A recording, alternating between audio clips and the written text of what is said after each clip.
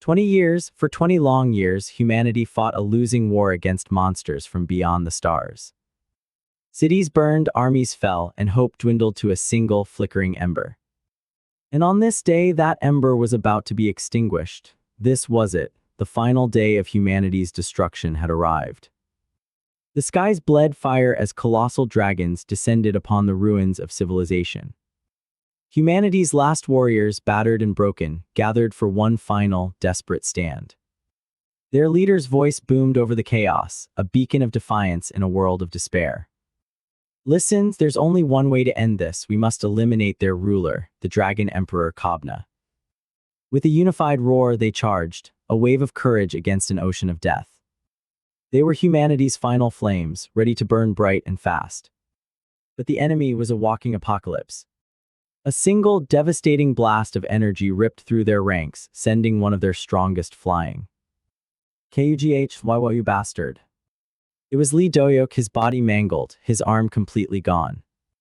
Blinded by rage, he tried to stand to fight to kill, but his comrades held him back. Stop, Lee Doyok, okay, your arm.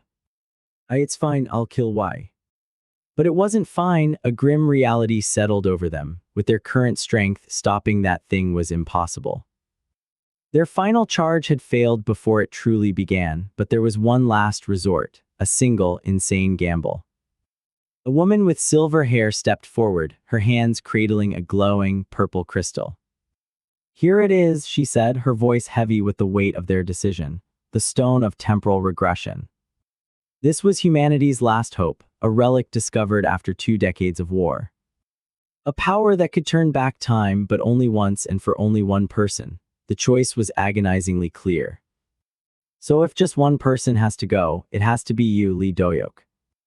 All eyes fell on him, the man hailed as the greatest genius hunter in history. The one who had defied the odds time and time again. If it's you, the woman said, her gaze unwavering, you can do it. Please carry the future of 8 billion people on your shoulders. The weight of the world crashed down on him. The lives of everyone he had ever known, everyone who had ever lived, rested on this one desperate act. He looked at his friends, his comrades, their faces etched with grim determination. He took the stone. All right, he whispered, his voice trembling with emotion. Purple energy erupted around him, tearing at the fabric of reality. In the next life, all of us, I hope we can see each other again with smiles. And with a blinding flash of light, he was gone. Silence, his comrades stood alone, facing the apocalypse. Strangely, a sense of relief washed over them. He's gone, one said. That bastard will have to handle all the hardship alone now. Our job is completely done. But the silver-haired woman shook her head, a fierce smile on her face.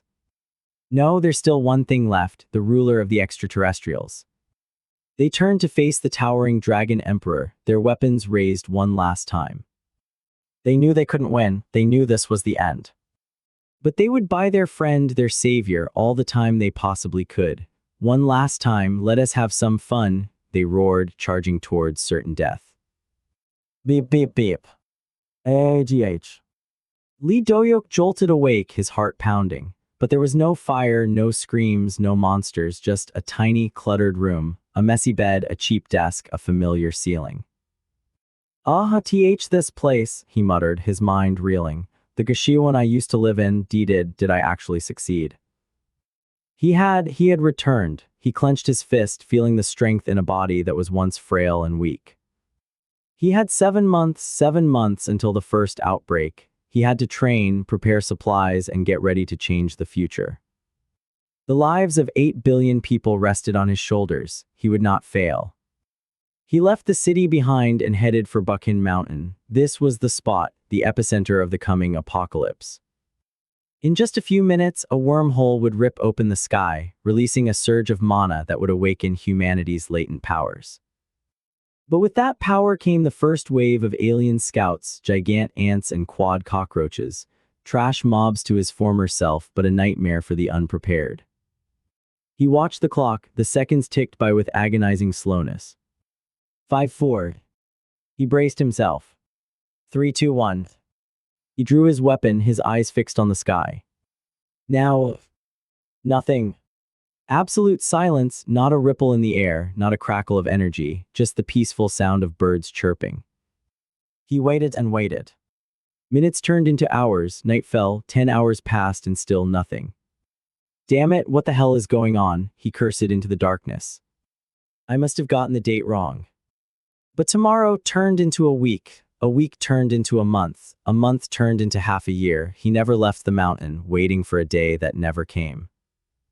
He became a local legend, the Stone Buddha of Buckhin Mountain, a tourist attraction for hikers and a sacred spot for parents praying for their kids' exams. He even made the local news. And yet the world remained unbelievably peaceful. Finally, broken and confused, he had to face reality. The future he knew wasn't coming. He had to survive.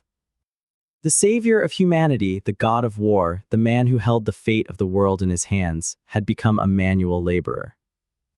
The titles that once defined him, mad dog, fighting demon, genius, were replaced by a single humiliating word, laborer. He walked through the bustling, peaceful streets, a ghost from a future that never was. He had no choice but to accept it. He was in a different world, a parallel universe where the outbreak never happened. And while that was great news for the 8 billion people living their happy lives, it meant that everything he and his comrades had fought and died for was all in vain. As he tried to find a sliver of peace in this new reality, his phone buzzed. And buzzed again and again. It was a flood of notifications from banks and loan companies. Your loan is overdue. Oh no, the plan, the brilliant, foolproof plan he and his comrades had made before he left. First, borrow as much money as possible from loan sharks from wherever. Once the outbreak happens, the whole world is doomed anyway. Who the hell would be collecting debts? The world hadn't ended, and now the debt collectors were coming. He trudged home, only to be ambushed by his younger sister, Lee Jian. "Oppa, what the heck have you been up to lately?" she demanded, blocking his path. "A year ago, you ran out of your Gashiwan shouting that the world was ending. You spent tens of millions of one hoarding supplies in an underground storage. Do you have any idea how worried Mom and Dad were?" Doyok could only grimace. He never thought the world wouldn't end. His perfect doomsday plan had backfired in the most mundane, financially catastrophic way possible. "Sai, you've been working manual labor jobs just to pay off that pyramid scheme nonsense, haven't you?" she sighed, shaking her head. Then her eyes lit up. "I'll pay you, just help me out with my streaming." "Streaming?" Doyok asked, confused. "That weird thing where you wear a helmet on your head." "I need to beat a 2-player game this time and I need your help, Oppa," she explained. "Besides, I don't have anyone else to ask." "Me, but I've never played a game before." "Don't worry, you are always good at sports, you'll get used to it. How much could you even make from streaming?" he muttered, defeated. Jian puffed out her chest with pride. 15 million won. Doyok's jaw dropped. "In what?" "My channel's only been running for a few months and I'm already making 15 million won a month," she declared, a holy light practically radiating from her. "I'll give you half of that." It was an offer he couldn't refuse. The divine light of cold, hard cash was too bright to resist. And so, for the time being, humanity's savior, Lee Doyok, had decided to become his little sister Lee Jian's slave.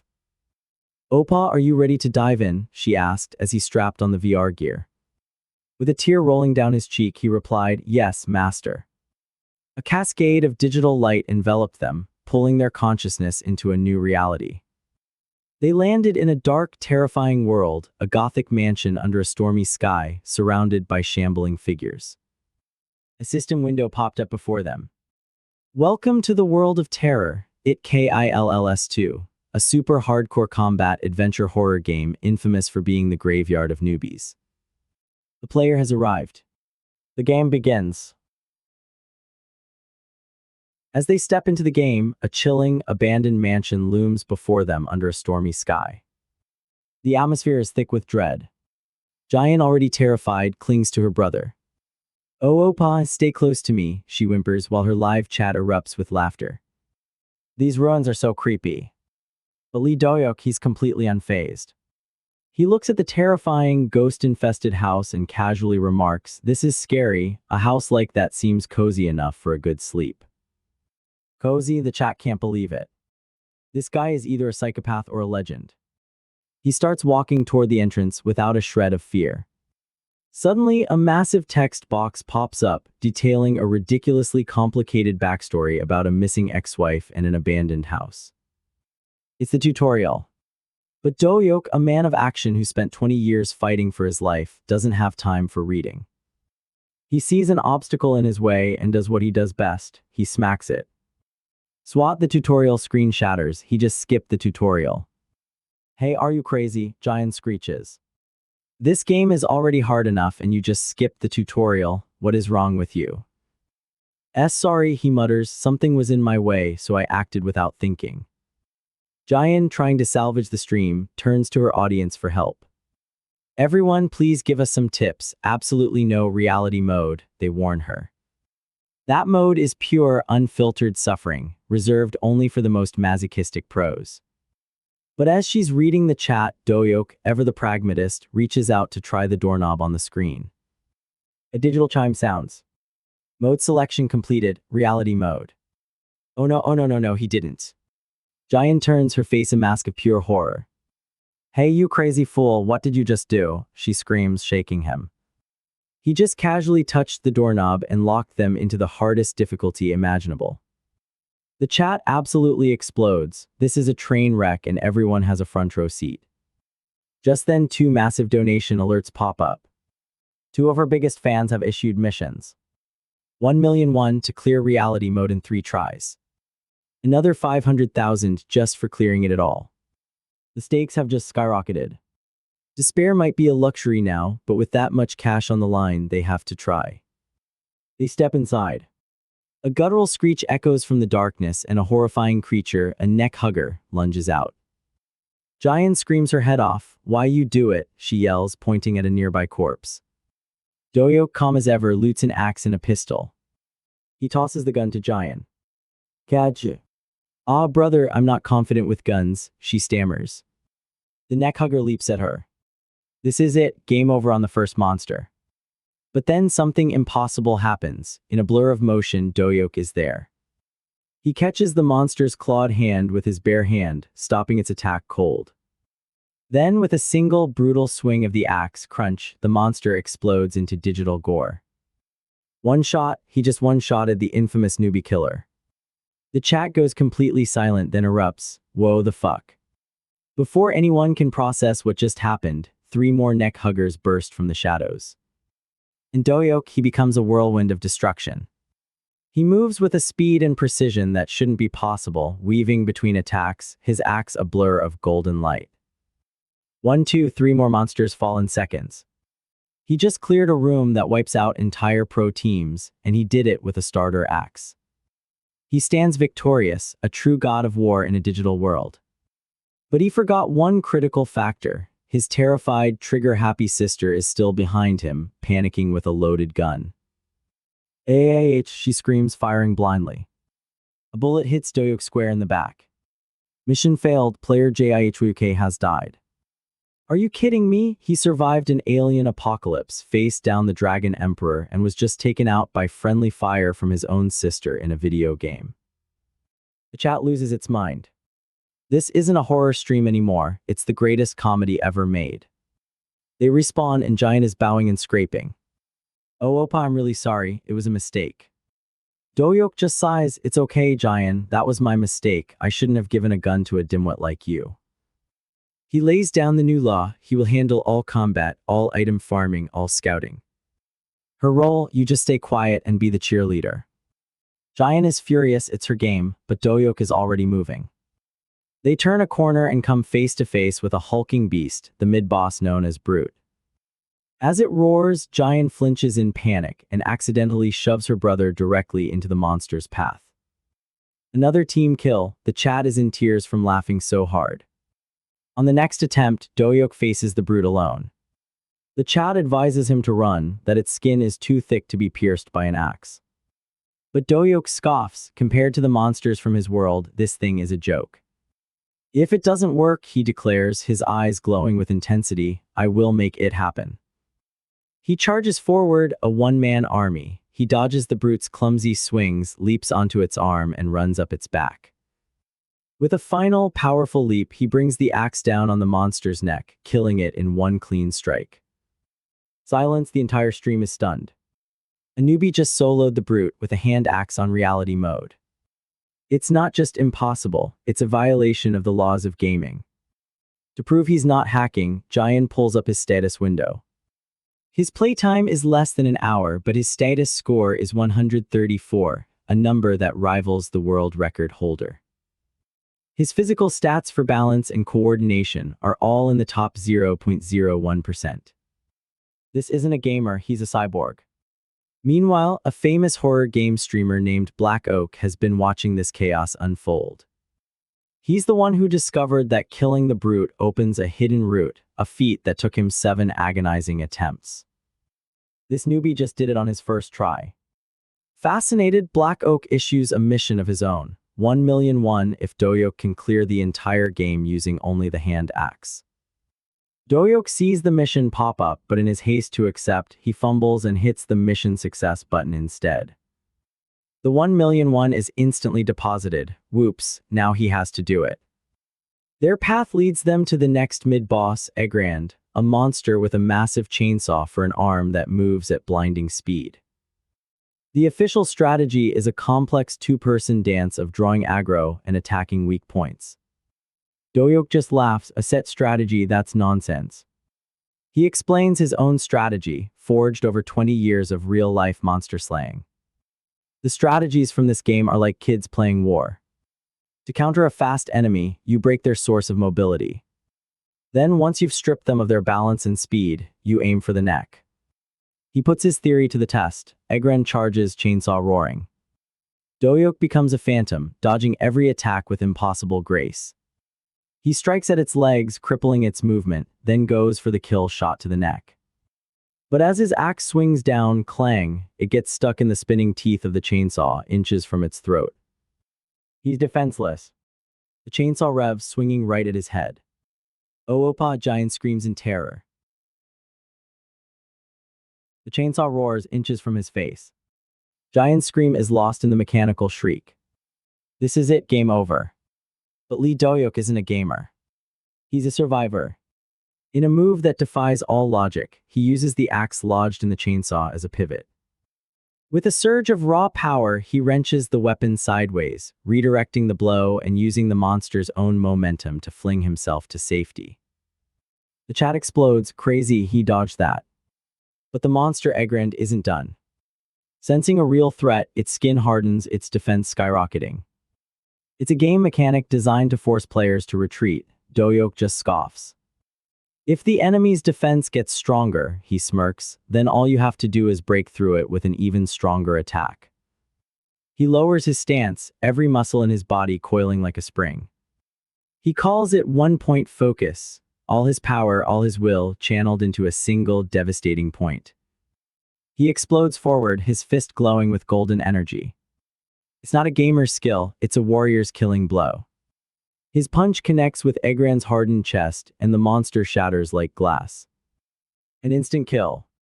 He stands up, brushing dust off his shoulder. Phew, this one was a bit tricky. Tricky, the chat loses its mind. Fuck LOL, one comment reads, saying IT was tricky after a one-hit cut. Giant is jumping for joy. Opa, we won. Doyok, ever the teacher, begins to explain his simple technique to the dumbfounded audience. You just analyze the axis of their footing and their muscle movements, he says nonchalantly. Read the texture of their arm muscles to predict attack timing and direction. Then dodge like this and bam, land a powerful hit. He even claims dodging bullets is easier because they fly in a straight line. You just watch the muzzle and block it with an axe. The chat is convinced he's not human. As they move on, they find another axe in the loot. Doyok's eyes light up. Oh, dual axes, back in the day, I took down so many monsters with these. Before he can finish his trip down memory lane, the ground begins to tremble. A horde of enhanced zombies claws its way out of the darkness. And there aren't just a few, there are dozens. The game's difficulty is clearly bugged, cranked up to an insane level to deal with him. But Doyok is just getting warmed up. It's not as hard as you think, he shouts over the groans of the undead. Just dodge like this SHHK, gather your strength, and then wham, target the neck. He becomes a blur, his dual axes a whirlwind of death, cleaving through the zombies as if they were made of paper. When the sheer number of them becomes overwhelming, he unleashes a new move. Whirlwind Charge. He spins a human tornado of destruction, and in a matter of seconds, the entire horde is reduced to a pile of twitching limbs. It's a complete wipeout. The stream chat can do nothing but bow down to their new god. After the massacre, Jian finds a clue, a notebook detailing a monster outbreak serum that can cure the mutations. The intended strategy is to find the serum and use it to weaken the upcoming bosses. Without it, the difficulty spikes to near impossible levels. Dohyuk just shrugs, doesn't seem that bad to me, going all the way there is a hassle. Just then, a new challenge pops up from the streamer Black Oak, 100,001 to clear the next boss without using the serum. Dohyuk's eyes gleam with the light of capitalism. If Black Oak wants it, then so be it. The floor beneath them opens, plunging them into a foul-smelling sewer labyrinth. For Dohyuk, it's like coming home. This brings back memories. I practically lived in sewers to hide from the extraterrestrials. His nostalgia is cut short by giant screams as giant sewer rats attack. But while she's terrified, Dohyuk is thrilled. Sewer rats, if you boil them into soup, they taste amazing. He effortlessly dispatches one and with practiced skill, carves off its hind leg. Obtain the most delicious part, he declares, holding his prize aloft. But just as he's about to take a bite of his hard-earned delicacy, two hulking, monstrous figures emerge from the shadows. These are chaos monsters, late-game bosses with tentacle arms and insane regeneration. The game, unable to cope with Dohyuk's stats, has thrown two of them at him at once. One of the monsters swings its massive arm, knocking the roasted rat leg from his hand. A deadly silence falls. Dohyuk's face twists into a mask of pure, unadulterated rage. He wasn't scared of the apocalypse, he wasn't scared of two endgame bosses. But they messed with his meal. You bastards, he roars, his voice shaking with fury. How dare you steal my rat meat, I won't let this slide. He charges, no longer a gamer, but a vengeful god. He tears into the chaos monsters, his axes a blur. But as the chat warns, their regeneration is insane. Every wound he inflicts heals in seconds. To make matters worse, the moment they take damage, they spew a cloud of deadly poison gas. Now they're on a 10-minute timer. Dohyuk's response is simple. If it regenerates, then I'll just keep breaking it. Until it can't regenerate anymore. He launches a relentless assault, a whirlwind of pure destruction. Jian tries to help, managing to decapitate one of the beasts, only to watch in horror as its head grows back. You have to destroy its heart, the chat screams. The core, the source of their power. How can he possibly destroy two hearts while fighting them off and being poisoned?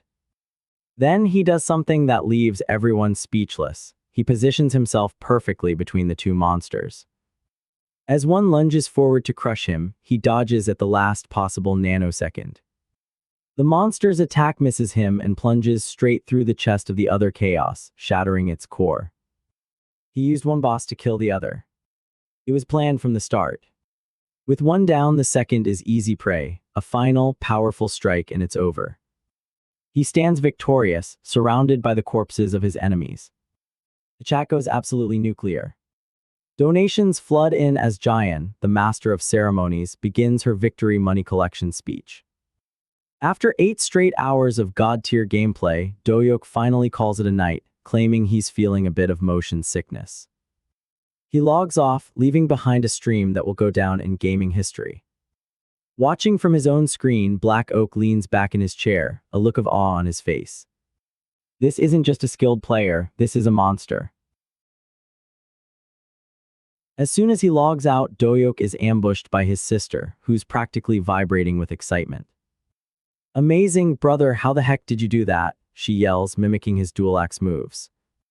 You looked like someone who's been doing that their whole life, whoosh, whoosh.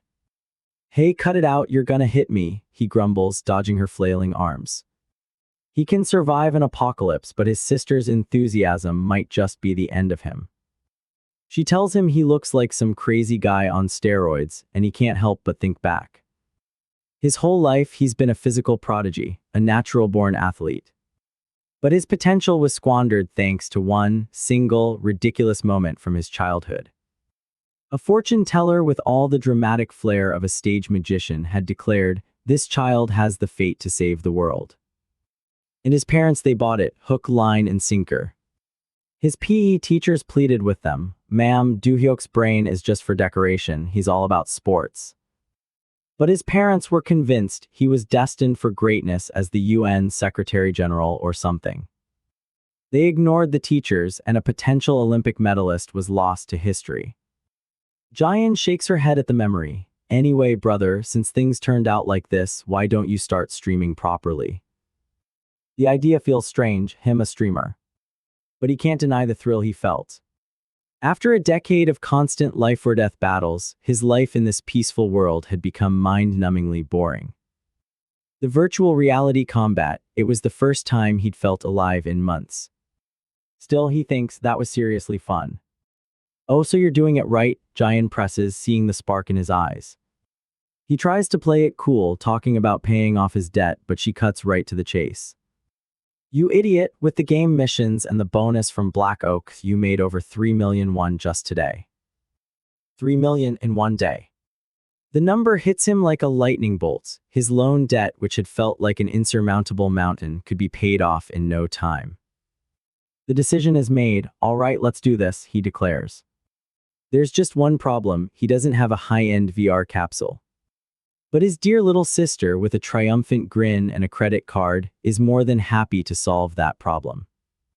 The next day, a state-of-the-art 20 million won capsule is installed in his room, paid for by Jayan on a 12-month installment plan. "Don't worry, Jayan," he vows, "I'll make tons of money with this, and I'll buy you lots of presents too." He dives in ready for round 2. This time, he decides to try game mode instead of reality mode. He needs a game that can handle his near-superhuman specs, something to satisfy the craving for battle that It Kills 2 couldn't quite fulfill. He scrolls through the game library, but everything good is way too expensive. Then he sees it, a nostalgic classic from his childhood, now with a full-dive version for only $20. Ultimate Fighter FD, an instant buy. He enters the game lobby, the system prompting him for a nickname. He decides to use his old one. "Oh, I guess that's it." The system sets it successfully. After a quick warm-up, unleashing a flurry of explosive fists and rapid strikes, he feels the familiar power. It's not quite the superhuman level of his past, but it's still far beyond what any normal person could handle. He's ready. He searches for a ranked match, but he's too low level. Public rooms it is. As he waits for the search to complete, his screen shows him a live match already in progress. A female character with white hair and demonic horns, known as the Sword Princess, is absolutely dominating her opponent. This is Harang, a popular streamer with thousands of viewers, famous for her skills in Ultimate Fighter. After so many years, the game has become a hunting ground for veterans like her, who get their kicks by preying on unsuspecting beginners. Harang, bored with the long queue times for ranked matches, decides to do a public match mission for her stream, 5 consecutive wins. "Sounds good," she says to her chat, "time to show you what true seal clubbing looks like." She creates a public room titled, 1v1 Showdown, Beginners Only. A challenger appears. It's Hoken, the Night Warrior, a popular character known for being easy to use and effective. The two face off on a volcanic stage. Hoken rushes in with a black flame strike, a classic close-range move. But Harang is a mage. Her strategy is simple: maintain distance and attack with long-range magic. Except she doesn't. As Hoken closes in, she charges forward, swinging her staff. Hoken is caught completely off guard. "What kind of magic is this?" he yells. "Behold," she cackles, grabbing him in a grapple. "Physical therapy magic." She proceeds to beat him senseless, a move copied straight from Hoken's own character. It's the ultimate disrespect. Then, with her opponent dazed, she unleashes her ultimate move. Meteor Summon. A massive, flaming rock descends from the sky, obliterating Hoken and securing her an easy victory. "Farming newbies is too much fun," she cheers. She summons the next challenger. And who should appear on the volcanic stage but a man in a rumpled shirt and tie, a generic, basic character. It's meta character Steve, the game's default, beginner-only avatar. The chat is confused. Who would willingly choose Steve? The sword princess just found her next victim. Okay, this is getting good. We finally got Dohyuk's backstory, and it's both hilarious and kind of tragic. A fortune teller ruined his shot at being an Olympic athlete. You can't make this stuff up. Now he's diving headfirst into the world of streaming, and his first stop is a classic fighting game. I love the introduction of Hwarang, the sword princess. She's the perfect arrogant pro, setting up a beginners-only lobby just to style on some newbies. She has no idea what's about to hit her. Dohyuk, with his hilariously generic nickname and the most basic character in the game, is about to walk into her trap. What do you think is going to happen when a real-life god of war meets a professional gamer who thinks she's at the top of the food chain? The moment Dohyuk spawns in as the generic Steve, Hwarang and her chat erupt in laughter. Ha, Steve, that's a newbie-only character. He's acting like a total noob, too, tapping the volcanic ground, seemingly fascinated by the lava. Wow, lava. The chat is torn between pity and amusement. Hwarang smirks. She didn't expect a total beginner, but her mission is her mission. The countdown begins, 3, 2, 1, fight. Hwarang expects an easy win. Dohyuk charges forward with the classic, predictable newbie dash attack. She scoffs, ha, I can even dodge Hoken's charge, a newbie's is child's play. But as she prepares to sidestep and counter, something is wrong. He's too fast, his angle is perfect. Before she can even react, he's on her, and a single brutal punch sends her flying. The word perfect flashes across the screen. Silence, utter, shocked silence. A newbie with the worst character in the game just scored a perfect victory against a top-ranking pro.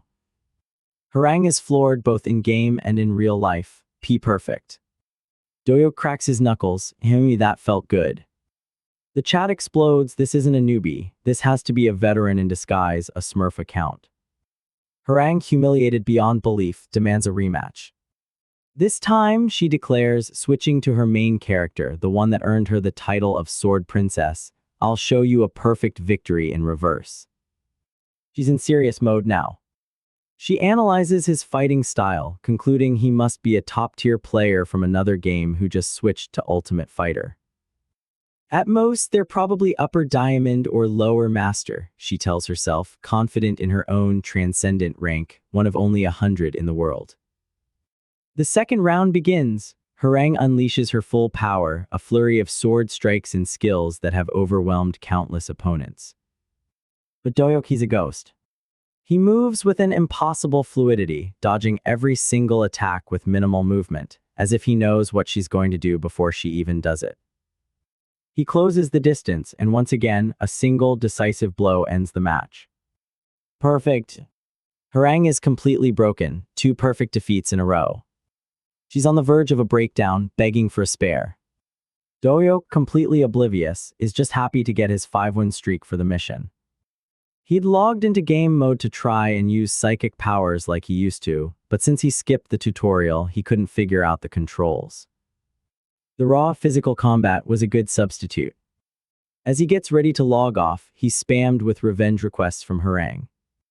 He can't hear her furious screaming because his in-game chat is muted by default. Are they asking for my nickname to add me as a friend? He wonders, seeing her mouthing words at him. Being a good sport, he repeatedly types out his full, ridiculous nickname. I guess that's it. To Hwarang, it's the ultimate taunt. This mysterious player who just humiliated her is now spamming his name at her. Hey, you bastard, she screams, but he just logs out, leaving her fuming in the lava-filled arena. The clip of the fight goes viral. The chat is abuzz. Who is this mystery player? How could a newbie dodge Hwarang's signature dance of death and defeat her in one hit?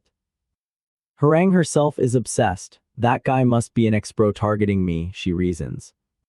But his fighting style, it was unlike anything she'd ever seen. It wasn't textbook perfect like the legendary GOAT Anatol. It was unpredictable, as if there was no set pattern at all. Reacting in real time to my movements alone, she muses, That's absurd. That goes beyond the realm of gaming. A few hours later, Dohyuk has already racked up a 14-win streak in ranked mode, breezing his way up to Diamond.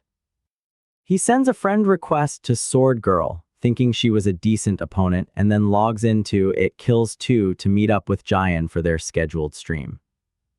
He arrives a minute late, and the chat is already teasing him. He's now famous, known as the axe murderer of It Kills 2. Jayan, ever the hype woman, declares the start of their new show, Teacher Dohyuk's Acts of Madness show. Their goal for the day, clearing the entire game. This was absolutely legendary. I don't think I'll ever get tired of watching Dohyuk accidentally shatter the egos of professional gamers.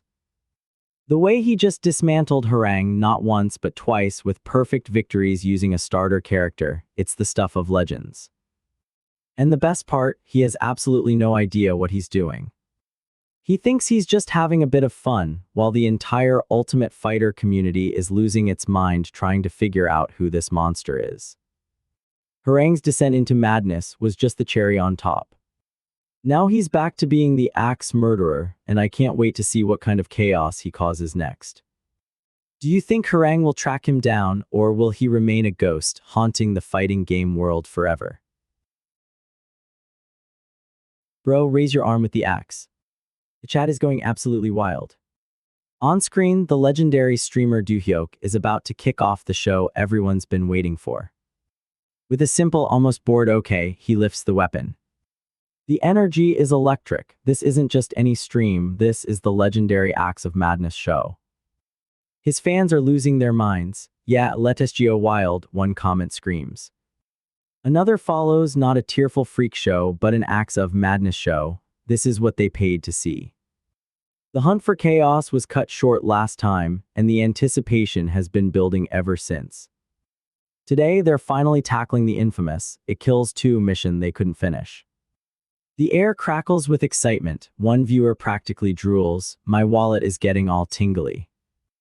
Dohyuk just smirks. All right then, let's start. And just like that, he's in. But something's wrong. In an instant, a creature lunges at him with a horrifying shriek, only to be met with a brutal, sickening crunch. But it wasn't Dohyuk who attacked, it was his own party member, his sister Jayan. She screams at him, "Hey, you crazy bastard, what's wrong with you?" Oh man, not even a minute in, and the chaos has already started. But Dohyuk doesn't even flinch. His eyes scan the murky swamp and he calmly asks, "Huh?" Because suddenly they're not alone, not even close. Out of the sludge, monstrous figures begin to rise. Their bodies are grotesque, their teeth sharp as daggers. A nameplate glows above them, Special Creature Sucker. And there aren't one or two of them, there are 10. The chat explodes, what the fuck are they doing here, LOL. But Dohyuk, he just cracks his neck. First I'll take care of these mobs. And then it's a blur, he moves like lightning, a whirlwind of steel and fury. He dodges a claw swipe, pivots on his heel, and brings his axe down with crushing force. One sucker goes down. Then another, he's a machine, weaving through the horde with inhuman precision. He parries, he strikes, he executes. One after another, the monsters fall, their screeches echoing through the swamp. He doesn't waste a single motion. A swift kick sends one flying, and before it can even recover, his axe cleaves its head in two. Die, he mutters, his voice cold and steady. He's not even breaking a sweat. The monsters, which are supposed to be a nightmare for players, are dropping like flies. To him, they're just target practice. With the last of the smaller mobs out of the way, Jayan finally regains her composure. Standing amidst the carnage, she yells, "All right, shall we finish off these mobs now?" Dohyuk glances over his shoulder, a small grin playing on his lips. Now let's continue where we left off last time. He plants his feet, takes a deep breath, and begins to spin. It's here, the move everyone was waiting for. The chat goes ballistic. Here it comes, Master Dohyuk's half-dead whirlwind charge. Another fan screams, "I'm going crazy, whirlwind charge." He becomes a vortex of destruction, the air itself seeming to warp around him. The remaining suckers are pulled in, helpless against the force. But the move is so disorienting, so nauseating, that a wave of dizziness hits him hard. Yuiek, he groans, stumbling for a moment. A donation message pops up. Hey you fucker, I asked for it KILLS2 gameplay, why are you playing Diablo alone? The chat is just ruthless, but they love it. LOLOLOL do HYOK sensei, still as motion sick dude as ever. He shakes it off, catching his breath. I am fine, I've gotten used to it. He looks around at the field of monster corpses. Phew, did I get them all? Another donation, BRUHH, you think they are still alive? The chat piles on, LOLOLOL would they be alive, he asks, you killed them. Doohyok seems genuinely surprised by their reactions. Seeing how they go down in one hit when I aim for their weak spots, he says thoughtfully, they don't seem to be that tough. The viewers can't believe what they're hearing. That's because you went for their necks, one explains. Usually they don't die even if you shoot them with a grenade launcher, LOLOL. This guy is on another level, he's a genius who doesn't even realize he's a genius. Right, he says, piecing it together, just like how I dealt with the brute last time, /stab swoosh. The chat just eats it up, LOLOLOL sure /stab swoosh. So, he continues, a little too dense to get the joke, you guys can't just predict their moves, dodge, and then slash them. A collective sigh ripples through the stream, sigh, normal people can't do that, you big dummy. Jayan just shakes her head muttering, bro wasn't usually this dense. Meanwhile, in a completely different world in a gleaming white arena, a battle of titans is reaching its climax. A warrior in blue dodges a devastating attack, her movements fluid and precise.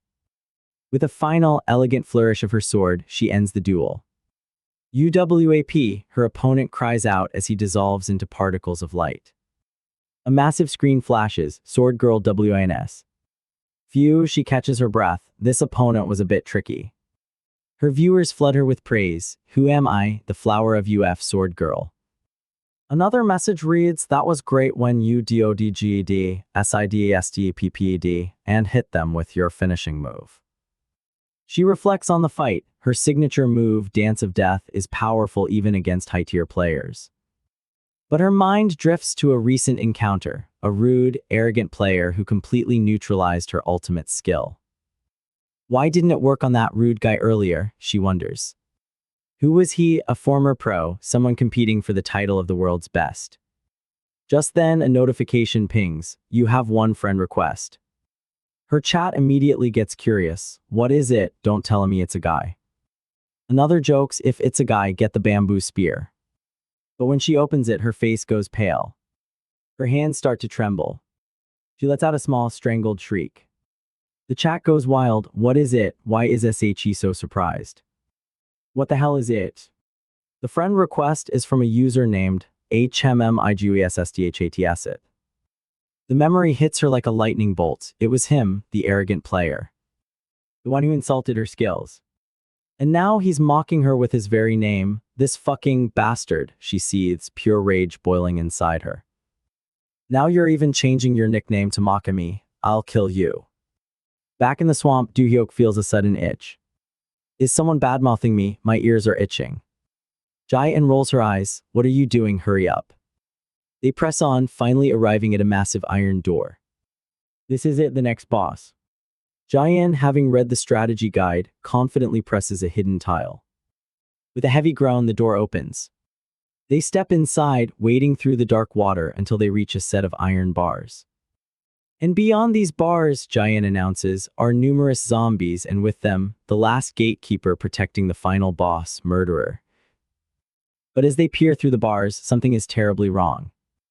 The room is filled with zombies, just as the guide said. But the fearsome boss, Murderer, is nowhere to be seen. In the center of the room, where the hulking monster should be, sits an old woman in a wheelchair. The chat is baffled, I don't see the gatekeeper, Murderer. Huh, Jayan says, confused, you're right, Murderer should be right there in the center. Doohyok squints, the old woman, he knows her. He whispers a name, a ghost from his past, see Chloe. Jayan and the viewers are lost, Chloe, who's Chloe? The first person infected with the mutant virus or something, he guesses, piecing it together. That's why she can control the other zombies. He remembers a story from his past life about a self-proclaimed king in China who could control the infected. A viewer asks, anyway, that's the boss monster, right? But the chat erupts with jokes. No, it's your wife. Ex-wife actually, but the truth is far more complicated. Doohyok explains that Chloe doesn't just age naturally. If they don't save her within a certain time limit, the virus mutation manifests as rapid aging. They were fast, incredibly fast, so how did this happen? Another donation message appears and the realization dawns on them like a cold wave. Isn't it because you didn't spray the serum? Oh no. They were supposed to use a sprinkler to spray a serum all over the map to slow down the infection's progress. But these two capitalist slave siblings, blinded by mission rewards, skipped the serum farming entirely. They accidentally maxed out the difficulty. Damn, Doohyok mutters, so I'm the one who made her like that. The chat roasts him, yup, you killed her. Ex-wife killer SHESHH. With a heavy sigh, he turns to the lore. Chloe wasn't a victim. She was a researcher who helped create the bioterrorism weapon that caused this apocalypse. She tried to steal it and sell it to a rival organization, but was caught and got infected in the process. She is the culprit, the root cause of everything. Okay, Doohyok says, his voice hardening with resolve. So basically, if we get rid of her, we clear the game, right? That's right. A grim smile spreads across his face. Great, then Jayan open the bars. This is it, no murderer, no gatekeeper, just them and the final boss. The one they created. The chat is buzzing. This isn't what the guides predicted. This is new territory. Doohyok steps forward, cracking his knuckles. He turns to his audience, his eyes burning with intensity. What you've all been waiting for and anticipating to see, the grand. He raises his weapon, a feral grin on his face. Acts of madness show. Commentary. Oh my god, what an insane ride. From that hilarious motion sickness whirlwind to the absolute savagery of that friend request. IGUSSDHATSIT is officially the best troll name ever. I nearly fell out of my chair laughing. But then the story completely flipped the script. The boss isn't who we thought it would be, and it's all because our heroes were too greedy to farm for a serum. I love that their mistake created a whole new, super hard final boss. Doohyok is ready to throw down, and I am so here for it. This is going to be epic. What do you think is going to happen now that they're facing the true source of the infection? The air rips apart with a guttural scream. Doohyok is buried, absolutely swarmed by a tide of gnashing teeth and decaying flesh. This isn't just any zombie rush. Oh no, this is the second wave, the enhanced wave. The viewers watching the stream can barely believe their eyes. It's the second enhanced zombie rush, following the previous one types stating the terrifyingly obvious. Another chimes in, if this is their last stand, the final boss fight will be a piece of cake. Oh, the sweet, naive optimism, because what they're seeing on screen is anything but a piece of cake. The horde is endless, a suffocating sea of monsters. But there are too many of them, someone frantically types. Yeah, at least twice as many as last time. And these aren't your garden variety shamblers. Even a single bite, a tiny scratch from these things could inflict a debilitating status effect. The chat explodes with worry. No matter how skilled teacher Doohyok is, it's impossible to eliminate all of them and then defeat the final boss Chloe. It looks hopeless, a lone warrior against an army, but the true fans, the ones who know his legend, they haven't given up hope. But don't forget, a message flashes, our teacher Doohyok has the pack rush killer move. They're talking about his ultimate skill, the one, the only whirlwind charge. The screen shows the skill activating, words popping up like a divine incantation. Ooh, whirl, wind, char, ge. But just as the hype reaches its peak, a dose of reality hits the chat. A bit risky to use consecutively, someone points out. In reality mode rather than game mode, another viewer connects the dots with a laugh-out-loud realization. Ah, right, Doohyok gets motion sickness. LOL, superhuman physique but gets dizzy from spinning. How cute. So his ultimate crowd control move is a double-edged sword. He can wipe them out, but he'll be too dizzy to fight the boss afterward. The chat is buzzing. Then how will he eliminate all those zombies? Suddenly, Doohyok's expression changes. A cold, calculating look flashes in his eyes. He's not thinking about killing the zombies, he never was. The goal isn't extermination, the goal is decapitation. If the goal isn't to exterminate the zombies, but to eliminate the final boss. The realization dawns on everyone. He's going to carve a path, avoid the horde, set the shortest route, and go straight for the throat. He's going to just take out the final boss. In a blinding flash of motion, he's off. A red comet tearing through the sea of monsters, a blur of pure, unadulterated speed. He becomes a living missile, aimed squarely at the heart of the problem. But the final boss, Chloe, isn't just going to sit there and wait. As Doohyuk closes in, she unleashes her own ultimate. A devastating, screen-shattering sonic attack. The world explodes in a wave of destructive energy. The stream goes silent for a beat. The chat fills with despair. Chloe's ultimate sonic attack tried to kill them but got killed instead. Chloe's sonic attack is terrifying when you let your guard down. Teacher was a good teacher. It seems like it's all over. A heroic but foolish charge that ended in tragedy.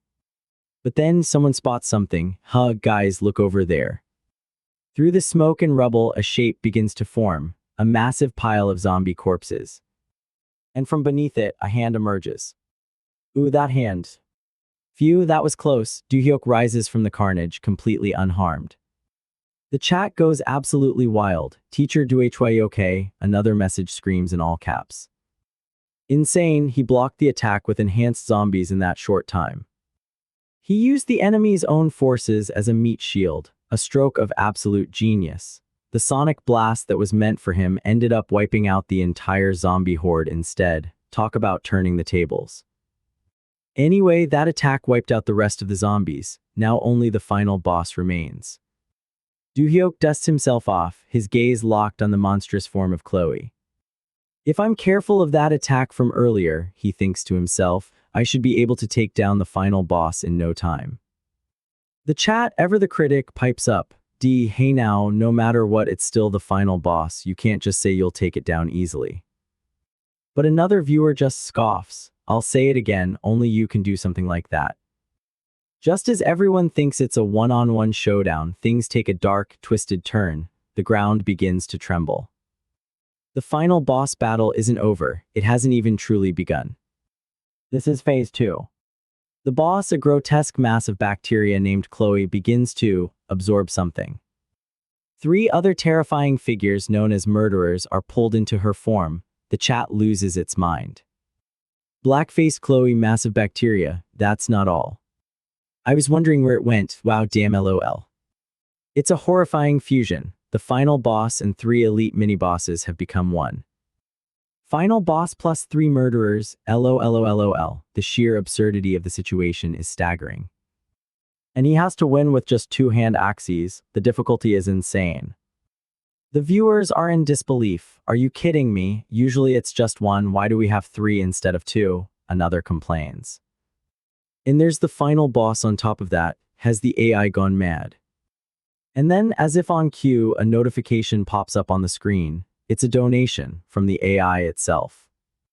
Difficulty AI donated 10001. My only thought from the beginning was to destroy you who made me work.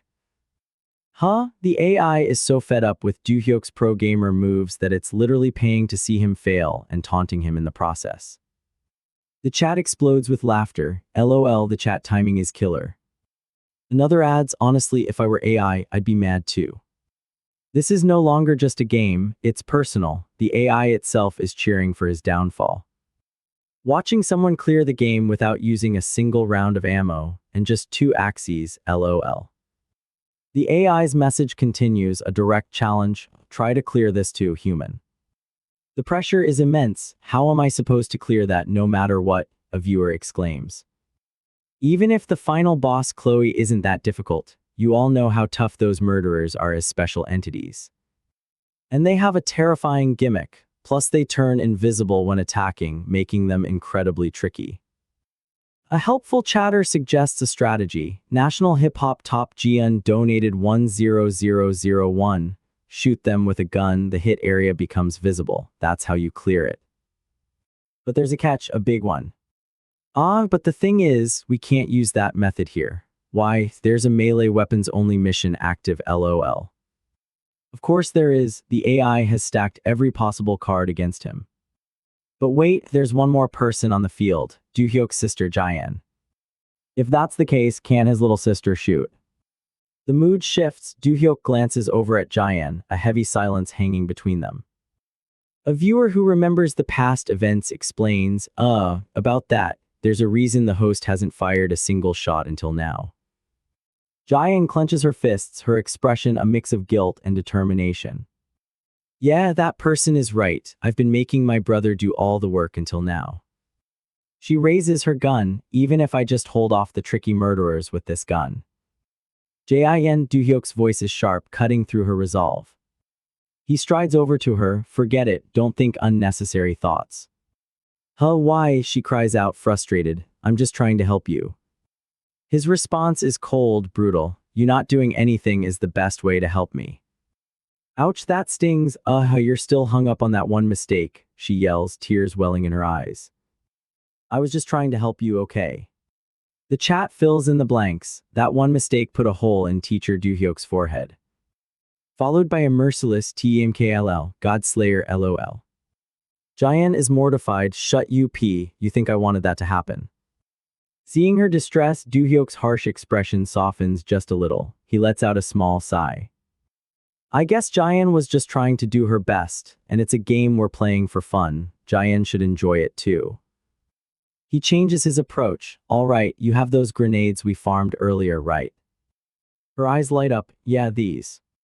When I give the signal, throw it forward, he instructs. Let's go, just trust me. The viewers are immediately suspicious. I have a feeling she won't pull the pin, one predicts. No way, another pleads, don't raise death flags. Jayan puffs out her cheeks, offended. Oh come on, I know how to use grenades at least. The chat finds this adorable. LOL, that's right, our Jayan isn't stupid. But another user quickly retorts, you're the one who treats her like she's the most stupid though. Okay, here we go, Doohyok says, getting into position. The battle begins, the murderers shimmer and vanish. Invisible stealth mode is active. The air crackles with tension. Doohyok's eyes dart around, tracking movements no one else can see. He spots his opening. Get ready, Jayan, he yells, now.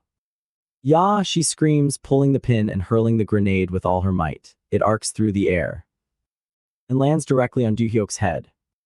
The chat ERUPTS, LOL insane, of all places to throw it, right above teacher Doohyok's head. Whoa, teacher Doohyok. Second TMKLL. Godslayer Jayan strikes again. I'm sorry brother, my hand slipped, Jayan wails in panic. But as the grenade explodes in a massive fireball, Doohyok is revealed, completely fine. He's holding up a zombie corpse like a riot shield. I'm fine, he says calmly. Of course I knew you'd do that, so I grabbed a zombie corpse as a shield. The man is playing 4D chess while everyone else is playing checkers. The viewers are in awe. WOOH, Doohyok God tier revival. I might not trust Jayan, but I believed in the axe murderer Doohyok Sama. Doohyok grins, a feral look in his eyes. That's right, trust my axe skills, rather than that little sister of mine. He charges forward, ready to finish this. Let's go. The grenade blast momentarily revealed the murderers, but their invisibility is already returning. One lunges at him, its eyes glowing with malice. Murderer, I attack, warns the chat. But Doohyok is a whirlwind of motion. He dodges, weaves, and counters. Another murderer appears behind him. Teacher Doohyok, murderer is behind you. He spins, axe swinging in a beautiful, deadly arc, but the weapon clangs uselessly against the creature's rock-hard scales. It doesn't even leave a scratch, the axe won't penetrate, he thinks, surprised. Before he can recover, another semi-transparent murderer strikes from his blind spot. KUHAK. He takes the hit, stumbling back. Their invisibility function has already recovered from the grenade blast. The chat is getting tense. This getting a bit too intense now. How to pierce those hard scales with an axe. Doohyok grits his teeth, a trickle of blood running from his lip. Kai, this is a bit troublesome. He's stumped. For the first time, he looks genuinely challenged, but then a slow, dangerous smile spreads across his face. It's troublesome because it's more fun than I expected. Oh man, he's not scared, he's thrilled. The chat goes nuts. He's insane. That's right, this is the DuHYOK we know. This time, he declares, his aura flaring, let's have some real fun. He recalls fighting similar creatures before, aliens that could bend light to become invisible. Compared to them, these snakes are nothing. He enters a state of pure focus, his senses heightened. He feels their movements, predicts their attacks. Two of them lunge at him simultaneously from front and back. He drops, sliding between them with impossible grace. Insane, he's dodging that. Is he really human? He targets the one whose eye was damaged in the blast first, but how to get past those scales? He remembers a crucial detail. The developers were meticulous if they modeled these creatures after real reptiles. He strikes not at the scales but against them, targeting the reverse scales, the one spot where they lift. No way, the snake's reverse scales. Insane, he's targeting that spot. His axe bites deep, KIEK, the monster shrieks in agony, one down. Just then, Chloe's tentacles lash out. He dodges again, using the momentum to leap onto the second murderer. It strikes from behind, but he twists midair, using its own body as a platform to deliver a fatal blow to the third one's head. WAP, he slices it clean in two. Insane play, what kind of timing was that? Now only the last murderer remains. He faces it down, remembering the ultimate weakness of all reptilian monsters. It's inside their mouths and on their unprotected bellies. Remember that, he tells the viewers and himself. As the final murderer lunges, jaws wide open, Doo-hyuk doesn't dodge. He charges straight in, axe first, right down its throat. A blinding flash of light erupts from within and the beast is obliterated. WOAH, God DuHYOK, I'm a man but I love you. The three murderers are gone, now only one remains, the final boss, the bacterial colony, Chloe. Doo-hyuk stands amidst the carnage, bruised but unbroken. He readies his axes one last time. For the last time, he roars, charging forward, let's have some fun. Commentary. Man, that was an absolute roller coaster. Just when you think Doo-hyuk is cornered, he pulls out a move that leaves everyone's jaws on the floor. The AI itself getting so salty it started donating money to taunt him was comedy gold. But the highlight for me has to be the whole grenade situation with Jayan. We all knew it was coming, but Doo-hyuk anticipating her team kill and using a zombie as a shield. That's next level genius. He turned his sister's biggest blunder into a tactical advantage. He's not just skilled, he's playing a completely different game from everyone else. Now that he's cleared out all the minions in the most epic way possible, it's just him and the final boss. Do you think Chloe has one last trick up her sleeve, or is this game finally over? The chat explodes in a frenzy of digital confetti and praise. Donations pour in, one after another, as the world celebrates a victory that felt impossible just moments ago. We won, we won. The words echo through thousands of headsets. This isn't just a game clear, it's a legend being born. For real, this is insane, and this is just day 2 of Full Dive. Is God actually Lee Doo-hyuk? The praise is a roaring tidal wave, but for the man at the center of it all, it's just quiet. His sister Jayan is ecstatic, shouting, "Opa, we won, the game is cleared." But Doo-hyuk simply looks on, his mind already dissecting the battle. He thinks to himself, I was just starting to get into it, but it ended too quickly. For him, the real fight wasn't against this behemoth monster. No, the real fight was the one before, the one against the girl with the black blade. Black Oak, that was a true battle of wits, of skill, of spacing and mind games.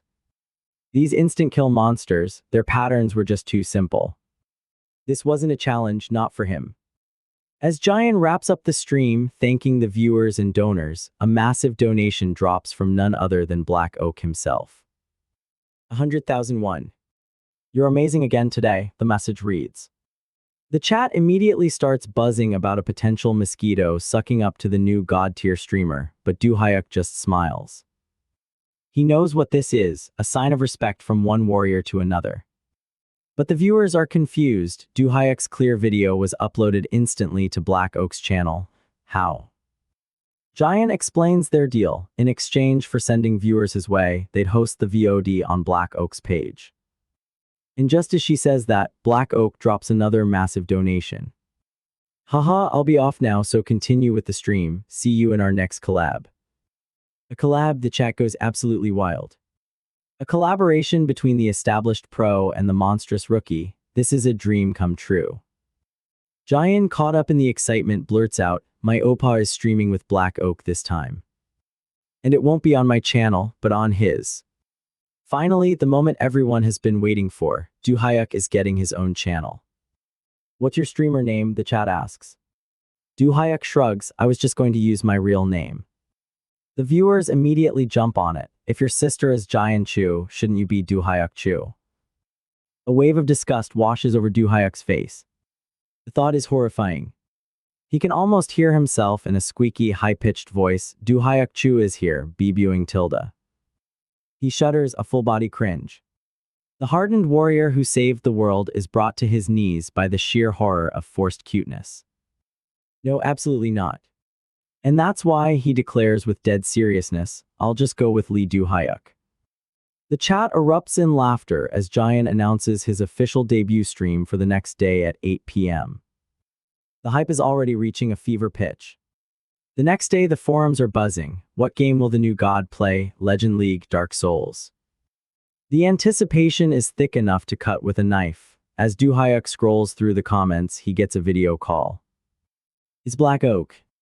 "Doohyuk, you saw these posts too, right?" Black Oak asks, a grin on his face. "Honestly, I didn't expect this much buzz. That's just how big of an impact you made with Instant Kill." He suggests that Doohyuk's first stream should be a game that showcases his insane physical prowess. He has the perfect one in mind. Rise of Valhalla.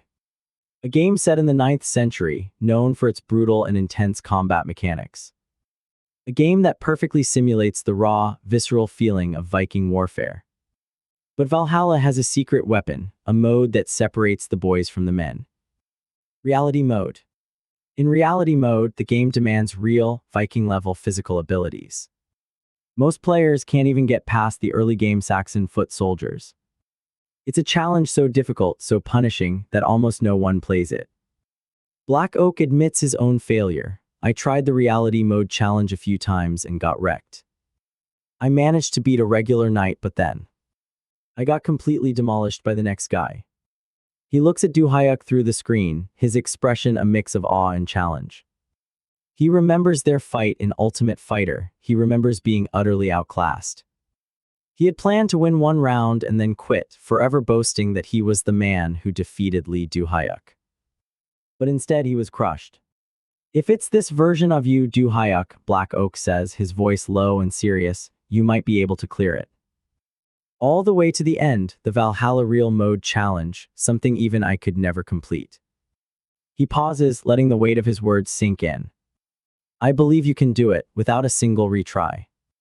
Doohyuk looks at the time, 8 p.m. It's showtime. He puts on his headset, his eyes burning with a familiar fire. "If I want to live up to that trust, I need to put in more effort." Giant, can you hear me?" "Yeah, I hear you well, Oppa." "All right then," he says, a smirk playing on his lips. Full dive start. He materializes in the game lobby, and the chat is already waiting, a roaring crowd chanting his name. "Dohyoke God, Dohyoke God." He greets them calmly, brushing off questions about his past. "Talking about my past is a bit difficult, so I'll just skip it," he says, which only fuels the speculation that he's some kind of ex-Special Forces agent. He pulls up the game library. The viewers expect Ultimate Fighter, the game where he made his name. But Doohyuk has other plans. Oppa Giant's Chibai avatar pops up. Ultimate Fighter is so outdated. These days, Iron Fist is the go-to for fighting games. Doohyuk says, "I already decided on today's game."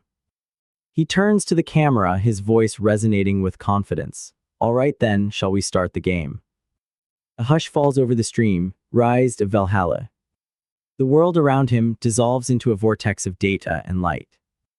He's no longer in a lobby, he's on the cold, rocky shores of 9th century England. He is a Viking, the chat goes wild. Whoa, first playthrough with real challenge mode. This is gonna be crazy, grab some snacks. He selects his mode, reality mode, the game doesn't even hesitate. Then he chooses his weapons, dual axes. The chat roars its approval, the dual axe boom is coming. But he's not alone, oh, and we have a special guest today, Duhayuk announces. Another figure materializes beside him, it's Black Oak. Everyone BLA Che, he shouts a goofy greeting for his fans. The chat explodes. Whoa, Trash Hands is here. BLACKMOSQITOON. Duhayuk explains their collab deal and right on cue, a notification pops up. Black Oak has rated with 2,427 viewers. Giant's avatar gasps, wow Opa, look at this. The viewer count skyrockets past 5,000 on his very first day. This isn't just a rookie, it's a monster. Black Oak laughs, basking in the glory, he sees this as an investment. By building a connection with the rising star Duhayuk now, he'll be reaping the benefits for years to come. Alright then, Duhayuk says, ignoring the chaos, let's start the game. The story begins, a cinematic cutscene plays telling the tale of Ragnar, the Viking king betrayed and killed by the Saxons. The tutorial NPC appears, Jorund Hrafnest, a massive, scarred Viking combat instructor. In normal mode, he teaches you the basics, but in reality mode, you have to earn his respect. You have to earn the warrior's recognition. Black Oak steps forward first, dual axes in hand, ready to show off. I'll give it a try first, everyone. You know I defeated a knight with a sword and shield, right? This is just swapping them for axes. He's confident, he's a pro, he's attempted this before. Jorund the NPC looks him up and down with disdain. A deep booming voice echoes through the training ground. It's been a while since I've seen a rookie foolish enough to wield a weapon in each hand. He points an axe at Black Oak, his eyes filled with contempt. I'll teach you how to use axes properly, come at me, rookie. That one word hangs in the air, rookie. Black Oak's confident smile vanishes, all the swagger, all the bravado drains from his face. The pro gamer, the seasoned streamer, just got called a noob by a tutorial character. His pride is shattered. His eyes narrow, the air crackles with tension. This is no longer a game, it's a duel. That rookie remark. Black Oak growls, his knuckles white around the axe handles. He lunges forward, a blur of motion and fury. I'll make you take it back. That word, rookie. The insult hangs in the air, a spark hitting gunpowder. For the warrior known as Black Orc, it's the last straw. With a roar that shakes the training grounds, he screams, I'll make sure you take it back. He grips his twin axes, a whirlwind of steel and fury. Dual wielding is a tricky art, a dance of death that relies on one thing, surprise. His plan is simple, lure the enemy into defending the first strike and then finish him with the second. He lunges forward, a blur of motion, swinging with everything he's got. The axe connects with a dull thud, but his opponent, the massive Viking Jorund, doesn't even flinch. He just stands there, a mountain of muscle, and smirks. Your attacks are too weak. Before Black Orc can even process it, a follow-up attack slams into him, sending him flying. He hits the ground hard, defeated in a single exchange. The crowd of onlookers erupts. Jorund towers over him, his voice dripping with contempt. Ha, how pathetic, you're no warrior. Go find work as a kitchen hand or something. Oh, that one stings. In Viking culture, calling a warrior a kitchen hand is the ultimate insult. It's a total dismissal of his strength, his honor, his very identity. Jorund, a chronic trash talker, just loves twisting the knife. He bellows to the crowd, now, next challenger step forward. Black Orc stumbles back to his friend, the legendary player Doyuk, his spirit completely crushed. Kitchen hand, seriously, Lord Doyuk, was I really that terrible? He pleads, desperate for a sliver of validation. He looks at Doyuk, eyes wide with hope. No, right. Doyuk's expression is unreadable for a moment. Black Orc's hope surges. I knew it, Lord Doyuk acknowledges my skills. But then Doyuk delivers the final, soul-crushing blow. Well, rather than calling it terrible, didn't you basically do nothing? And with that, the crowd absolutely loses it. AHAHAHA, that's even worse. Black Orc can only hang his head in shame as the viewers in the chat join in on the roast. You're just downright useless. All you did was get beaten up. Okay, I get it, stop it already, Black Orc wails, but the cyberbullying is relentless. Doyak sighs, offering a bit of advice. Actually, dual axes may look flashy, but in reality, they have to be handled in a really straightforward way. If you had seen my ITKILLS play, you'd understand better. Black Orc's face falls even further. I did watch it though, for hours even while trying to follow along until my muscles were sore. The confession hangs in the air and then more laughter. Doyak can't hold it back. AHHHHHA, the viewers are merciless. Man, you're so annoying, LOL. Black Orc, you have no talent. Even in ITKILLS2, they called him a noob, hahaha. Just then, a mission request pops up on Doyak's screen. A viewer, OnlyFacts, has put up 100,001. Master Doyak, go all out and impress us, lol. That is, if you can beat Yorand, haha. Suddenly, the chat explodes with more missions, all piling on. Adding this to the last one. Me too. The bounty on Joran's head is growing by the second. Doyak smirks, his first mission. Thanks everyone, he says calmly. So is beating Yorand really that hard? Black Orc nods grimly. Yep, Yorand is a retired berserker vice captain. Even in the mid-game, he's pretty strong. Doyak watches as Jorand effortlessly dispatches another challenger, laughing maniacally. HAHAHA, that tickles, you're so pathetic I can't even watch anymore. Jorand stands victorious, roaring to the sky. Now, who's next to challenge me? The viewers are buzzing, they know Jorand is tough, but their faith in Doyak is absolute. No way he loses, he's no match for brother Doyak. Doyak steps forward, a calm look on his face. Alright, everyone, no fighting, so just winning feels a bit too easy. He looks Jorand dead in the eye and makes a bold declaration. If that's the case, let's see. If I win within 10 seconds, that counts as a mission clear. 10 seconds, the chat goes insane, the bets fly. Can 10 seconds even work? Yorand 10 sec clear, let's go. Isn't this just free money, lol. The viewers are confident, but they know Jorand isn't some low-level mob. He can definitely last 10 seconds. But Doyak seems completely unfazed. No guys, I was just unfamiliar with axes before, he says, a smirk playing on his lips. With a sword shield combo, I won't even need 3 seconds. Just as everyone expects him to grab a sword, he does the unthinkable. He picks up 2 axes. The exact same weapon Black Orc just failed so spectacularly with. Jorand lets out a booming laugh. Ha, do you use dual axes too? Good, come ATME brat, let's see if you're worthy of wielding them. The air crackles with tension, the fight begins in a flash. Doyak doesn't charge, instead with a flick of his wrist, he hurls one of his axes through the air. Jorand easily deflects it, but he's surprised. Throwing axes right from the start, he readies himself, a grin spreading across his face. Ha, was the axe throw just a distraction? Finally, a worthy opponent appears. But Doyak is already closing the distance, his second axe ready to strike. Jorand meets his charge and their axes clash with a deafening ring of steel. Jorand is pushed back, shocked by the force. This isn't the same clumsy fighter he just toyed with. Doyak's movements are precise, deadly. He recognizes this pattern. Even in his fight with Black Orc, Doyak's skills stood out. He learns from battle data, refining his techniques on the fly. It's like reinforcement learning, but in real-time combat. Doyak knows there are stronger NPCs out there, but his own real-world combat experience, that surpasses any of them.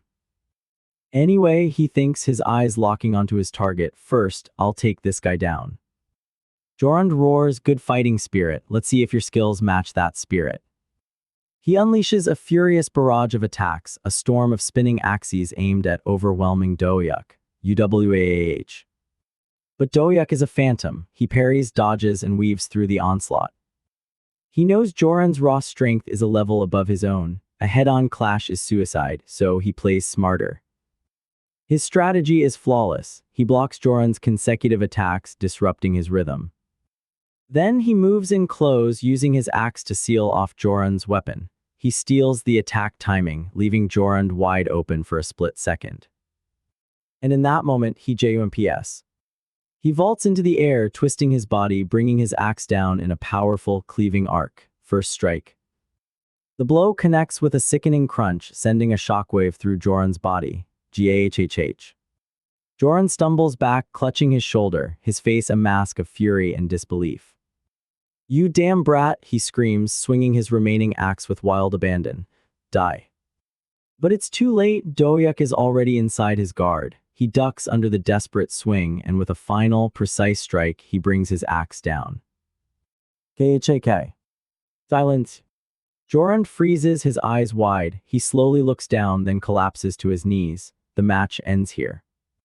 For a moment, the entire training ground is stunned. Then, the mission success notification chimes and the place erupts. Whoa, insane. Holy sh**t, that was crazy. Did he really finish it in just 10 seconds? I'm in shock.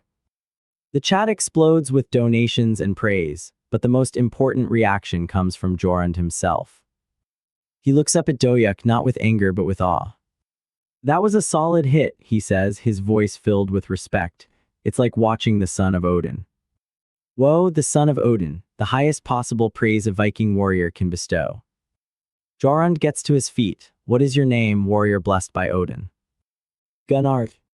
The name hangs in the air, powerful and ancient, and then a new notification appears. A quest has been assigned. It's the legendary side quest, triggered by earning the recognition of 5 great warriors. It is the path to earning the title Son of Odin. The viewers are freaking out. This quest has never been triggered in the tutorial zone before. Dohyuk has done the impossible. They quickly piece it together. It wasn't just about beating Jorund. It was about beating him within the 10-second time limit. Dohyuk didn't just win, he shattered expectations and unlocked a hidden path. While everyone celebrates Dohyuk's historic achievement, the kitchen maid orc is still being roasted relentlessly in the chat. Humiliated but not broken, Black Orc grits his teeth. "No, guys, it's not that I'm bad, okay? Twin axes are just, hey, Dohyuk is just an absolute freak." He decides he needs a do-over. "This time," he declares, swapping his axes for a sword and shield, "I'll earn Jorund's recognition with my main weapon." The viewers just laugh. "LOL, you switched to sword and shield already." Black Orc ignores them, stepping up to face Jorund once again.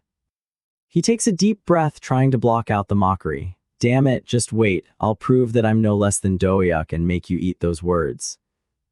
Jorund just scoffs, looking down at him with utter disdain. "Did you drink your mommy's milk before retrying? Come forth, kitchen maid rookie." The insult hits like a physical blow, but Black Orc charges forward anyway, his shield raised, his sword ready. "Just wait and see," he yells. "I'll make you eat those words." He rushes in, a mirror image of his first, disastrous attempt. And everyone watching knows exactly what's about to happen. The sparring ground explodes with the clash of steel. Dohyuk deflects another wild swing from Blue Oak, his expression as calm as a frozen lake. But Blue Oak is all fire and fury. "Weak," he roars, his axe bouncing harmlessly off Dohyuk's shield. "If you want to break through my defense, make your strike heavy." He swings again, a massive, cleaving blow meant to shatter bone. But Dohyuk meets it perfectly. The impact sends a shockwave through the air, but our guy doesn't even flinch. Blue Oak gets thrown back, staggering, but he's laughing. "Ha ha ha, yes, that's the fighting spirit I want to see. Now this is getting interesting." He charges back in, a whirlwind of muscle and steel, determined to break through. "Let us have a real fight." But every single strike is parried, every advance is blocked. It's like watching a tidal wave crash against an unmovable cliff. Dohyuk isn't just defending, he's controlling the entire fight. Blue Oak unleashes a final, desperate scream, putting every ounce of his strength into one last attack. "I am the Blue Oak of Valhalla." The sound of his axe meeting Dohyuk's shield is deafening. And then silence. The exchange is over. Dohyuk stands completely unscathed. From the sidelines, the other Vikings are watching in awe. One of them chuckles. "Blue Oak's got some skills, but why is this so boring?" "It's not a real fight, it's a lesson." Still, wielding a sword and shield does make a difference, Yorund observes, his arms crossed. You measure distance better and your shield techniques look more refined than when you only had an axe. He's not wrong, Doyok is adapting, evolving. And with one final, precise movement, he disarms Blue Oak, sending him stumbling back. The fight is over, it was never even a contest. This is the end. A system notification pops up, a quiet acknowledgement of his skill. Yorund acknowledges you. Oh man, finally getting some respect. Yorund steps forward, his voice booming across the training field. Today's sparring ends here, dismissed.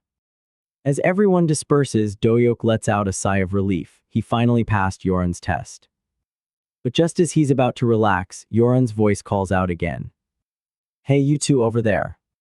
He's pointing at Doyok and Blue Oak. Are you confident in hunting?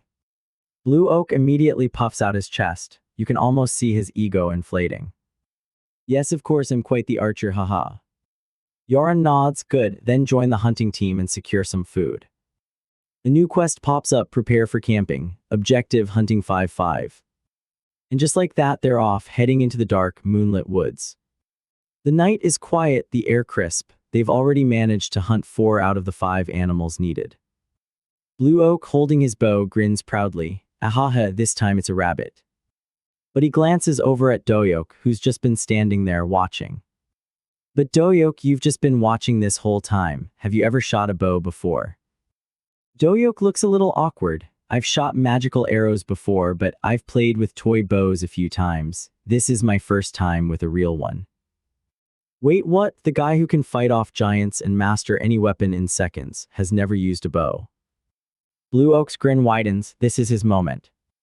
Then, would you like to practice? How about aiming for that tree over there?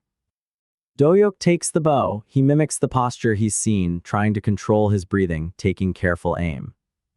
He pulls the string back and lets it fly. Fire. The arrow sails through the air and it sinks pathetically into the dirt miles away from the tree. It was an absolutely terrible shot.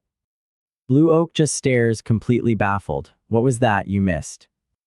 Even Doyok looks a bit embarrassed. Whoa, even he is something he's bad at. I feel like I'll get the hang of it after a few more tries, Doyok mutters, but Blue Oak is already laughing his head off. Puhaha, so even Doyok has a weakness. Don't worry, I'll teach you how to shoot a bow. After all, I'm the Robin Hood of Valhalla, Blue Oak himself tilde. Oh brother, here we go. Just trust me, Doyok Nim, I got this. Suddenly there's a rustle in the bushes. Blue Oak immediately shushes him. Oh, is that a deer? Step aside for a moment, Doyok. He knocks an arrow, his eyes gleaming with confidence. This is his chance to show off. Time to show off my archery skills honed in Valhalla and other medieval games. One shot, one kill. He releases the arrow. It glows with a faint blue aura as it zips through the forest and flies right past the deer's head. Yelp. The deer, completely startled, bolts into the woods. Blue Oak is frozen in shock. Ha ha ha, one shot, one kill, Doyok teases, more like one shot, one miss. W8, the deer is getting away, Blue Oak panics. But Doyok is already moving. Forget that, he says, pushing past Blue Oak, just step aside for a second. In a single, fluid motion, he grabs one of his axes. His eyes track the fleeing deer, calculating its path, its speed, its trajectory. He winds back and lets the axe fly. It spins through the air like a deadly boomerang, a blur of silver and motion. And then thunk. It hits the deer perfectly, a 1-in-a-million shot. The animal drops instantly. Blue Oak's jaw hits the floor. Did he just kill it by throwing an axe? How the hell did he do that? Doyok just casually walks over to retrieve his weapon. It's not that difficult, he says, as if it's the most normal thing in the world. Just predict where the target is headed and throw it there. Easy, he says. It was easy. This guy is unreal. As he confirms the final kill, the quest notification rings. Prepare for camping. Hunting 5-5. Clear. But before they can even celebrate, a new, more urgent quest appears. A linked quest, Raid. Saxon soldiers are targeting the Viking stronghold. Blue Oak gasps, Doyok, a linked quest just popped up. This is bad. A group of Vikings had moved out earlier, leaving the main camp vulnerable. The scout report indicates the Saxons are closing in. There are only about 10 defenders left. The Saxons see their chance. Their captain gives the order, his voice filled with hatred. Those barbaric Viking scum are after our land. Send them straight to hell. Back in the forest, the quest details flash before Doyok's eyes. Time until the raid, 07:59. The timer has started. Looks like the real game is finally starting, Doyok says, a grim look on his face. And then a donation message pops up from a viewer. Twin Axe Murderer has donated 1,001. If you kill them with axes, 5,001 per kill. Doyok cracks a smile. Works for me, thanks for the mission, brother Twin Axe Murderer. He turns to Blue Oak, then let's head back quickly. I know the way, so just follow me. Doyok starts leading them back. But Blue Oak is confused. Head back, where to? We need to return to the stronghold. The later we are, the more Vikings will die. Blue Oak gets a greedy glint in his eye. Can't we just intercept them on the way? I mean, it's 5,001 per head. If the other Vikings take the kills, that's a waste. Doyok stops. He turns to Blue Oak, a dead serious expression on his face. Doyok, about 20 enemies are coming for this raid, and you're saying we should take them all down, just the two of us. This is insane, it's suicide. But Doyok's response. Alright then, let's go. He doesn't even hesitate. Blue Oak is stunned. Wait a sec, are you seriously going through with this? But Doyok is already gone, melting into the shadows of the forest. Meanwhile, the Saxon soldiers march forward, confident and arrogant. Stay alert, everyone, just a little further and we'll reach the enemy's base. They have no idea what's waiting for them. Out of the darkness, a figure emerges. Then another. The lead soldier freezes. It's an ambush. Another soldier squints. Vikings and only two of them. Their commander scoffs. Fools, what can two people possibly do? You must have lost your damn minds. Everyone attack. The Saxons charge forward, a wave of red and steel, ready to crush the two Vikings in their path. But they've made a fatal mistake. They've underestimated the monster standing before them. Doyok moves like a phantom, an axe in each hand. He becomes a whirlwind of death. The first soldier to reach him screams, first come, first serve. His sword comes down and meets nothing but air. Doyok ducks under the swing, and in one brutal, upward slash, his axe connects. The soldier is thrown into the air, his armor useless against the blow. Another comes from the side, but Doyok spins, his second axe cleaving right through the man's shield and deep into his chest. He doesn't stop, he doesn't even slow down. It's a slaughter. He throws an axe, taking out a soldier in the back, then catches it on its return without even looking. The battlefield is pure chaos. Soldiers are screaming, falling, dying. You bastard, can't you stop? One of them cries out in terror. But there's no stopping this. Blue Oak, who is just standing there in shock, finally snaps out of it. Ha, I'm going in now. He charges toward one of the elite warriors, determined to prove his own skills. But Doyok, he's already taken down 6 men, a hexakill by himself. Blue Oak is instantly overwhelmed, crying out for help. W8 Gahak D Doyok, help me. Doyok glances over, completely unfazed. Blue Oak seems fine. He's not fine, he's about to die. What the hell are you saying? Save me. Doyok just smirks. I'll focus on reducing their numbers first. And he dives back into the fray. He's a blur of motion, axes flashing, bodies dropping. He moves with a terrifying grace, each strike precise, each movement lethal. The soldiers can't even touch him. It's like trying to fight a storm. One by one they fall, 10, 12, 14. Finally, Doyok lets out a breath, the blue aura around him fading. The ground is littered with bodies. Only 6 soldiers remain. And they are staring at him, their faces pale with absolute terror. They came here expecting an easy victory. Instead, they found a demon. One of them starts to back away, then another. Their bravado is gone, replaced by pure primal fear. The captain tries to rally them. What are you doing? Don't be afraid, fight back. But it's too late, the fear has taken root. One soldier drops his sword, his hands trembling. Yoa, I can't do this, he screams, turning to flee. Run away. That guy's a monster. The last few soldiers break formation and scatter into the woods, running for their lives. At this rate, one of them wails, "We're all gonna die." Doyok stands alone in the field of carnage, surrounded by the fallen, a silent, terrifying figure under the moonlight.